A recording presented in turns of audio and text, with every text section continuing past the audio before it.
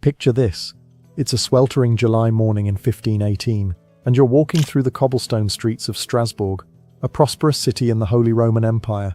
The merchants are setting up their stalls, children are playing in the squares, and life seems perfectly normal. Then you turn a corner and witness something that will haunt your nightmares forever.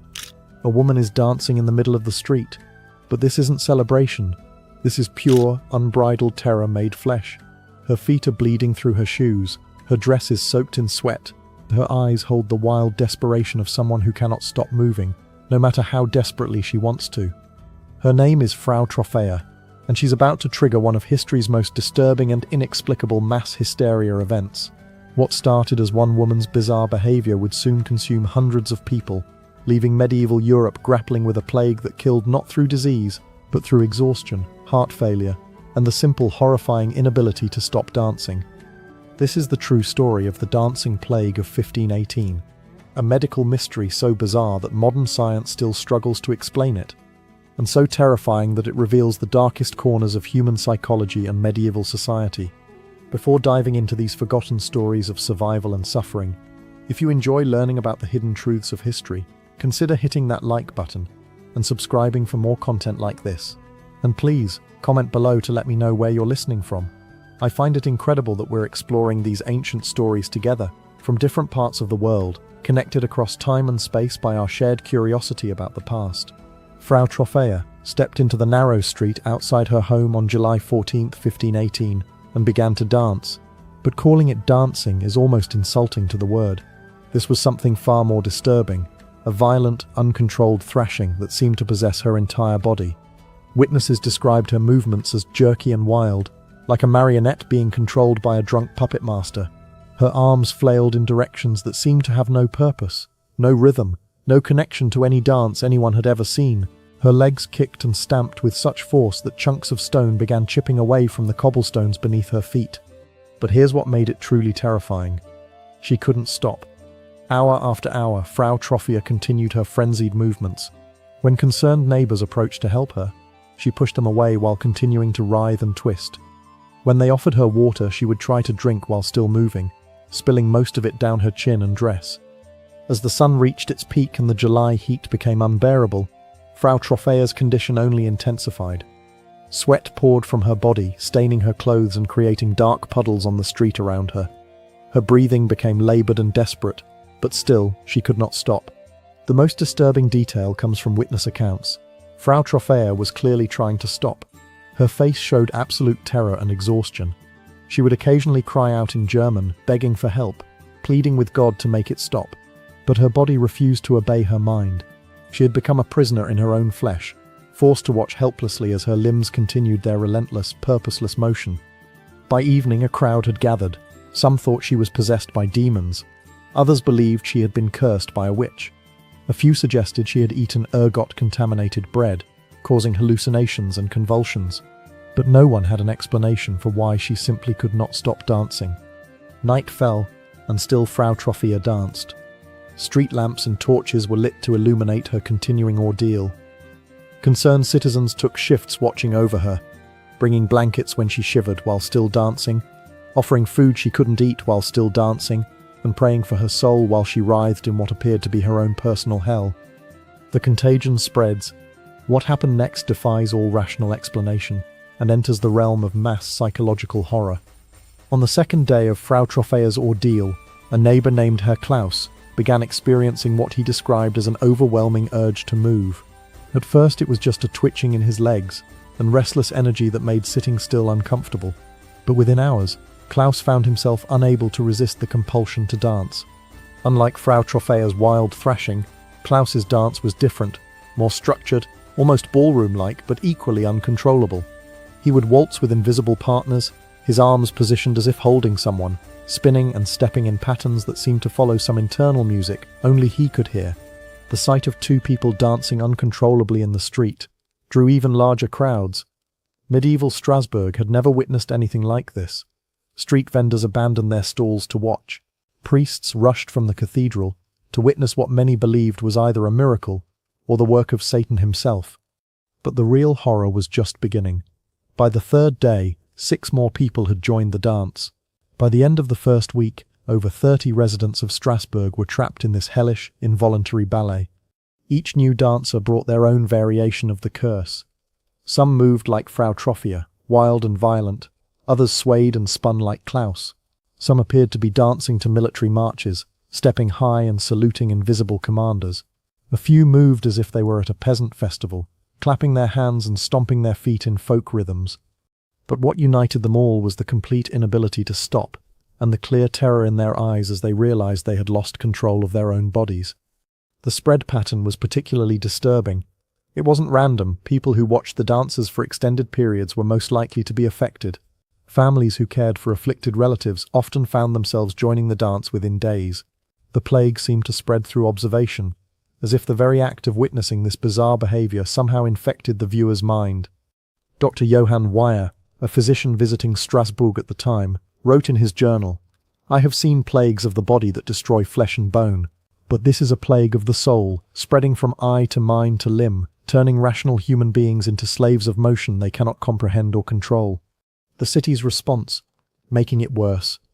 Faced with an inexplicable crisis, the city officials of Strasbourg made a decision that would go down in history as one of the most catastrophically wrong responses to a public health emergency ever recorded. After consultation with physicians, theologians, and civic leaders, they reached a conclusion that seems absurd to modern minds. The dancers were sick because they couldn't dance properly. The cure, they decided, was more dancing. The theory, based on medieval medical understanding, was that the afflicted had hot blood that needed to be cooled through continuous movement. Like a fever that breaks through sweating, they believed the dancing sickness would resolve once the dancers had danced out all the corrupt humours in their bodies. So the city government hired professional musicians and built a wooden stage in the largest public square. They brought in healthy volunteers to dance with the afflicted, believing that proper dancing partners might help regulate the chaotic movements. They even paid for professional dancers to come from neighbouring towns to demonstrate correct dancing techniques. The result was absolute disaster. The addition of music seemed to intensify the dancers' compulsions. Where before they had moved in silence to their own internal rhythms, now they were driven to match the external beat. Their movements became more violent, more coordinated, and far more dangerous. The professional dancers who came to help found themselves unable to leave the stage. One by one they were drawn into the same uncontrollable state as the original victims. What had been intended as treatment became recruitment for the plague. The wooden stage, meant to contain the dancing to one area, instead became a focal point that drew even more spectators. The larger audiences led to more infections. The professional quality music, audible throughout the city, seemed to trigger the dancing compulsion in people who had never even seen the afflicted.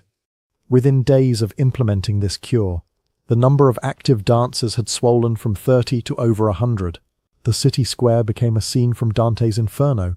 Dozens of people trapped in uncontrollable motion, surrounded by musicians who couldn't stop playing lest the dancers become even more violent, watched by crowds who risked infection simply by observing. Contemporary accounts describe the scene as hell opened upon earth. The sound of 100 pairs of feet stamping on wooden platforms, accompanied by frantic music and the occasional scream of exhaustion or pain, could be heard throughout Strasbourg both day and night. The death toll mounts. What had begun as a bizarre curiosity quickly became a genuine public health catastrophe. The human body, it turns out, is not designed for continuous, uncontrolled movement for days on end. The first death occurred on the 7th day of the plague. Frau Trophea, the original dancer, collapsed mid-spin and never regained consciousness. The official cause of death was listed as exhaustion of the heart, but witnesses described something far more disturbing. According to those present, Frau Trophea didn't simply fall down, she danced herself to death. Her final movements became increasingly erratic and desperate, as if she were fighting against invisible chains. Her breathing became so laboured that she could barely get air between the violent jerks and spasms of her body. When she finally collapsed, her limbs continued twitching for several minutes, as if the compulsion to dance was stronger than life itself. But Frau Trophea was just the beginning. Medical records from Strasbourg describe a litany of deaths that read like a medieval horror story. Some dancers died from heart failure, their organs simply unable to sustain the continuous exertion. Others succumbed to strokes, their brains starved of blood as their bodies diverted all energy to the endless motion. Perhaps most disturbing were those who died from what medieval physicians called exhaustion of the soul. These dancers simply seemed to give up. They would continue moving, but their eyes would go blank, their faces would lose all expression, and they would dance until their bodies mechanically shut down like broken clockwork. The dancers couldn't eat properly because they couldn't stay still long enough to consume a full meal. They couldn't sleep because the compulsion to move persisted even when they were exhausted. They couldn't drink adequately because swallowing while in constant motion led to choking and vomiting. Dr. Paracelsus, who arrived in Strasbourg during the height of the plague, documented the physical deterioration in gruesome detail. He wrote of dancers whose feet had worn down to bloody stumps, whose joints had dislocated from the repetitive motions, whose muscles had essentially consumed themselves from the inside out. Some dancers developed what he called the dance fever. Their body temperature would spike to dangerous levels from the constant exertion, causing delirium and hallucinations that made their movements even more violent and unpredictable. By the end of July 1518, the death toll had reached dozens, with hundreds more afflicted and showing no signs of recovery.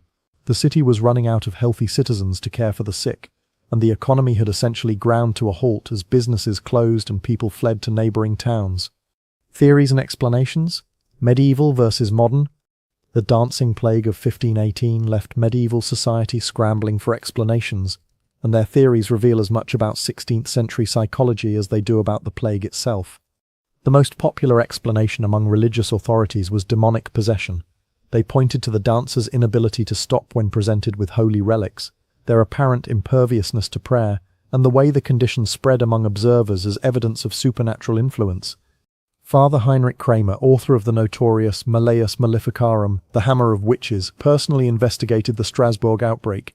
He concluded that the dancers were victims of a coordinated curse cast by a coven of witches intent on destroying Christian society. His recommendation was mass trials and executions of suspected witches, a solution the city wisely rejected. Medical authorities of the time favored the hot blood theory mentioned earlier, but they also considered ergot poisoning from contaminated rye bread. Ergot contains compounds similar to LSD and can cause convulsions, hallucinations, and uncontrolled movements. However, this theory couldn't explain why the condition spread through observation rather than consumption of the same food source. Some physicians proposed melancholia, a medieval diagnosis roughly equivalent to severe depression, suggesting that the dancers were expressing suicidal thoughts through self-destructive motion. They noted that many of the afflicted came from the poorest sections of Strasbourg and had recently experienced significant hardships. Astrological explanations were also popular. The year 1518 had seen several unusual celestial events, including a particularly bright appearance of what we now know was Halley's Comet. Astrologers argued that these cosmic disturbances had created an evil influence that manifested as the dancing plague. Modern medical and psychological theories are far more sophisticated, but equally disturbing in their implications. The leading contemporary explanation is mass psychogenic illness, essentially a collective psychological breakdown triggered by extreme social stress. Strasbourg in 1518 was suffering from famine, disease, and political instability. The dancing plague may have been a community-wide psychological response to unbearable living conditions. This theory is supported by the fact that most dancers came from the poorest neighborhoods, had recently experienced personal tragedies, and that the condition spread through observation, all classic characteristics of mass hysteria events. However, some modern researchers argue for a neurological explanation. They point to cases of encephalitis lethargica, sleeping sickness, that can cause compulsive movement disorders. A viral infection affecting the brain's motor control centers could theoretically cause the symptoms observed in Strasbourg. Even more intriguing is the possibility of an early form of what we now call conversion disorder, a condition where psychological trauma manifests as physical symptoms. The dancers may have been unconsciously expressing their desperation and hopelessness through the only form of expression available to them, movement. But perhaps the most unsettling modern theory is that the dancing plague was an early example of social contagion, the way behaviors, emotions, and ideas can spread through populations like infectious diseases. In our hyper-connected modern world, we see similar phenomena in everything from viral social media challenges to mass shootings to conspiracy theories. The dancing plague of 1518 might have been humanity's first recorded example of an idea becoming literally contagious, spreading from mind to mind and manifesting as physical compulsion. The end of the dance. The dancing plague finally ended, not through medical intervention or religious exorcism, but through what might be the most bizarre prescription in medical history, a pilgrimage to a shrine dedicated to a saint who was believed to control dancing. By early August 1518, with the death toll mounting and the city's economy in collapse, the authorities abandoned all their previous strategies. Instead, they organized a mass pilgrimage to the shrine of Saint Vitus in the nearby town of Hohenstein. Saint Vitus was a peculiar choice for a cure. He was the patron saint of dancers and actors, but also Minos, crucially, the saint invoked to cure Saint Vitus's dance, a medieval term for what we now know as Huntington's disease and other neurological disorders causing involuntary movements. The logistics of moving over 400 uncontrollably dancing people on a pilgrimage were staggering. The city hired dozens of carts and wagons, along with enough healthy citizens to physically restrain the dancers during transport. The procession that left Strasbourg on August 3, 1518, was unlike anything Europe had ever seen. Contemporary accounts describe a miles-long caravan of dancing people, some restrained in carts, others walking while continuing their compulsive movements, all accompanied by family members, physicians, priests, and curious onlookers. The sound of the procession, hundreds of people in various stages of uncontrolled motion, accompanied by prayers, weeping, and the creaking of wooden wheels, could be heard from miles away. What happened at the shrine defies rational explanation, even by medieval standards. According to multiple eyewitness accounts, including sworn testimony from city officials, something extraordinary occurred when the dancers reached St. Vitus's shrine. As each dancer was brought before the altar and blessed by the resident priests, their movements gradually slowed and eventually stopped. The recovery wasn't instant or dramatic. Most dancers didn't suddenly collapse or immediately return to normal. Instead, their movements became less frantic, then less frequent, then finally ceased altogether over the course of several hours. Dr. Johann Weyer, who had followed the pilgrimage to document the outcome, wrote, "I have seen many things in my practice that challenge understanding, but I have never witnessed so clear a demonstration of the power of faith over flesh. Whether by divine intervention or by the mysterious workings of the human mind, the curse that had held these people in its grip for weeks was broken in a single day." By evening on August 4, 1518, fewer than a dozen dancers remained active. By the next morning, the dancing plague of 1518 was over. The aftermath and legacy, the immediate aftermath of the dancing plague, was almost as surreal as the event itself. Hundreds of people who had been trapped in uncontrolled motion for weeks suddenly found themselves free, but they were not the same people who had begun dancing in July. Many of the survivors suffered what we would now recognize as severe PTSD. Having lost weeks of their lives to a compulsion they couldn't understand or control, they experienced nightmares, depression, and an intense fear of music or any rhythmic sounds. Some former dancers became reclusive, terrified that exposure to certain stimuli might trigger a relapse. The physical damage was equally severe. Months of uncontrolled movement had left many survivors with permanent disabilities. Joint problems, muscle damage, and cardiovascular issues plagued the former dancers for the rest of their lives. Several never fully recovered their ability to walk normally. Perhaps most disturbing were the psychological scars. Many survivors reported feeling like they had lost their sense of self during the dancing plague. They described feeling like passengers in their own bodies, conscious and aware but unable to control their actions. This sense of lost agency had profound effects on their ability to trust their own minds and bodies afterward. The city of Strasbourg itself was traumatized. For years afterward, public dancing was banned except for specific religious festivals. Street musicians were required to obtain permits and could be arrested if their music was deemed too rhythmic or compelling. The wooden stage built to cure the dancers was burned, and the square was consecrated to prevent any recurrence.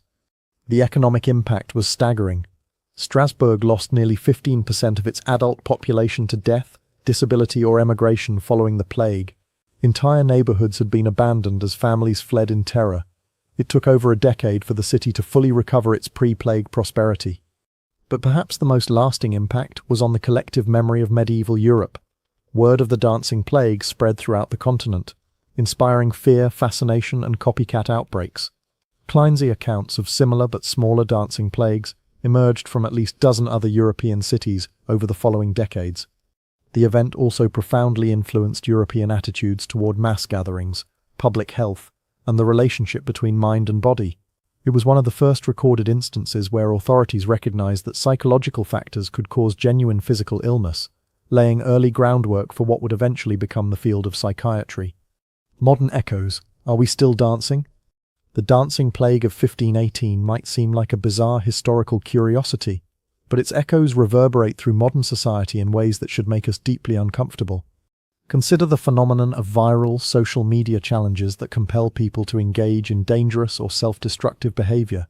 From the Ice Bucket Challenge to more harmful trends like the Tide Pod Challenge or the Momo Challenge, we see the same pattern. An idea spreads through observation, people feel compelled to participate despite recognizing the risks, and the behavior spreads far beyond its original context. Mass hysteria events continue to occur in our supposedly rational modern world.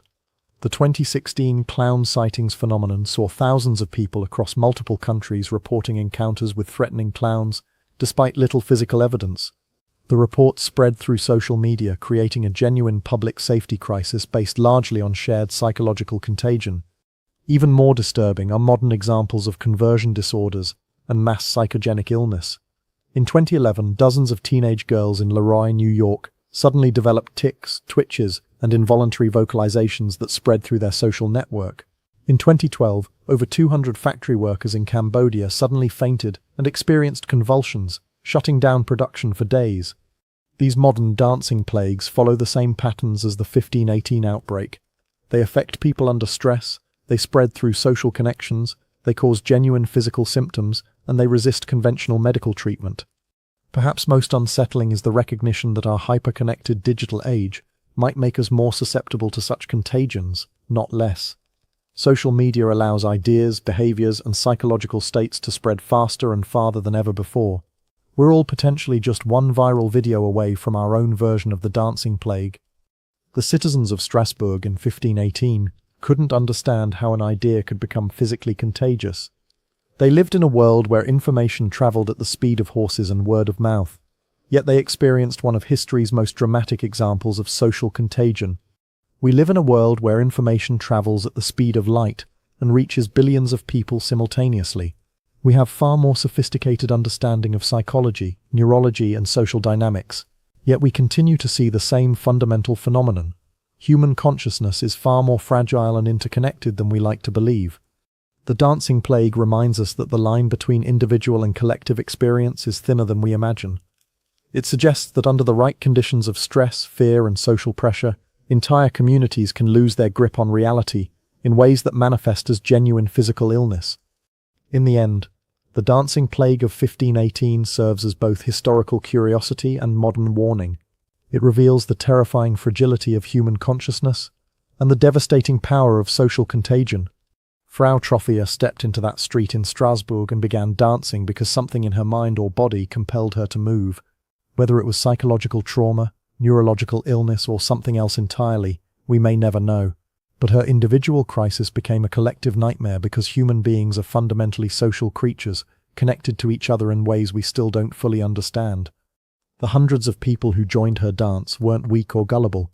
They were ordinary citizens living through extraordinary stress, and they fell victim to one of the most basic features of human psychology, our tendency to mirror and mimic the behavior of those around us. The dancing plague ended at the shrine of Saint Vitus, but the conditions that created it never went away. Social stress, economic inequality, political instability, and the fundamental human need for meaning and connection continue to exist. In our modern world, they may be more intense than ever. We are all potential dancers, waiting for the right combination of stress, suggestion, and social pressure to begin our own uncontrollable movements. The rhythm might be different, viral challenges, conspiracy theories, mass panic, political extremism, but the underlying mechanism remains the same. The people of Strasbourg learnt that ideas can be contagious, that consciousness is fragile, and that the boundary between individual and collective experience can collapse without warning. They learnt these lessons through blood, sweat, and the desperate rhythm of feet that couldn't stop moving. The question is, what will it take for us to learn the same lessons? And when the next plague begins, whatever form it takes, will we recognize it for what it is before it's too late to stop the dance? Perhaps the most haunting aspect of the dancing plague is that we still don't know exactly why it started or why it stopped. 500 years later, with all our scientific knowledge and technological sophistication, the events of 1518 remain fundamentally mysterious. This suggests something profound and unsettling about human nature. There are aspects of our collective psychology that we still don't understand. forces that can compel us to behave in ways that defy rational explanation, contagions of the mind that spread faster than any virus and prove just as deadly. The dancers of Strasbourg are long dead, but their story lives on as a reminder that we are not as rational, individual, or in control as we like to believe. We are social creatures, vulnerable to the same psychological contagions that turned a prosperous medieval city into a scene from hell. And somewhere, in some stressed community facing unbearable pressures, the next dance may already be beginning.